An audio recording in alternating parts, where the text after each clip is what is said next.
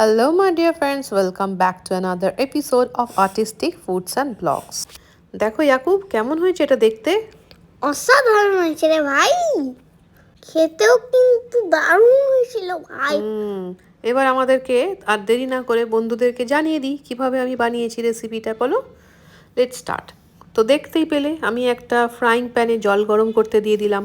ওহ মাম্মা, ওটা frying pan না, ওটা সসপ্যান। ও সরি, এত আমি ব্যস্ত হয়ে পড়েছি, ভুল ভাল বকছি। Thank you Yakub. তো আমি সসপ্যানে জল গরম করতে দিয়ে দিলাম, আর ততক্ষণে এখানে ফুলকপিগুলো চেক করে নেবো। ফুলকপির ভিতরে ভালো করে দেখবে যেন পোকামাকড় না থাকে।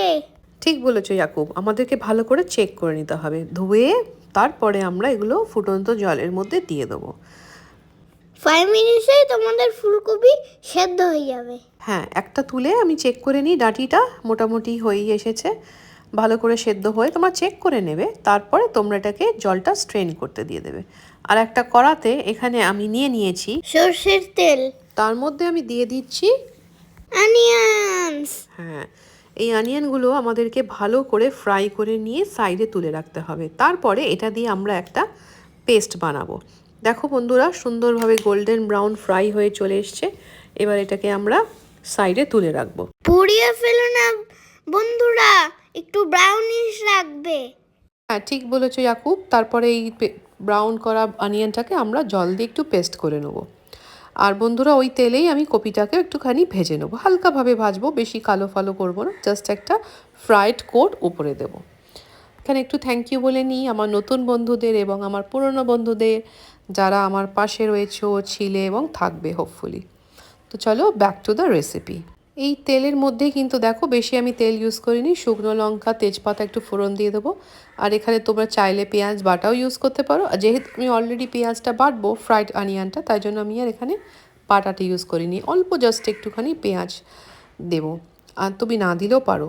তারপরে এখানে আমি দিয়ে দিয়েছি জিঞ্জার গার্লিক পেস্ট এবং যাবতীয় বেসিক মশলা যেগুলো আমরা রেগুলার রান্নাবান্না ইউজ করি, সেগুলো আমি ইউজ করব। এবং আমি এখানে দিয়ে দিয়েছিলাম এলাচ আর দারচিনি, এবং হলুদ, জিরে, ধনে গুঁড়ো, একটু রেড চিলি পাউডার, এগুলোই আমি ইউজ করেছি, নর্মাল বেসিক মশালাস।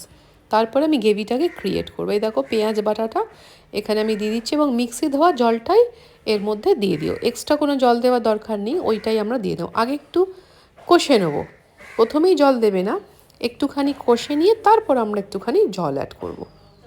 দেখো গ্রেভিটা কিন্তু খুব সুন্দরভাবে তৈরি হচ্ছে, এবং যখন এটা টকবক করে ফুটবে এবং সাইডে দেখো তেল ছেড়ে দিয়েছে, ফুলকপিটা আমরা তখন অ্যাড করে দেবো। অ্যাড করে এখানে আমি অ্যাড করেছি ক্রিম, দই এবং একটুখানি কাজু বাটা আর একটু পোস্ত।